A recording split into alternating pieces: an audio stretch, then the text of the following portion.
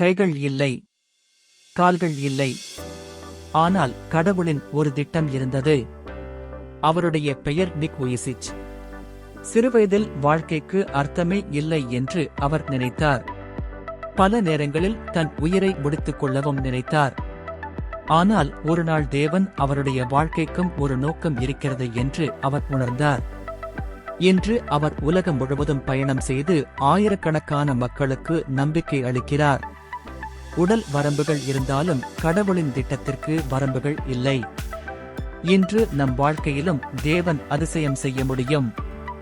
ஒரு மனிதனின் விசுவாசம் மில்லியன் கணக்கான மக்களை ஊக்குவித்தது.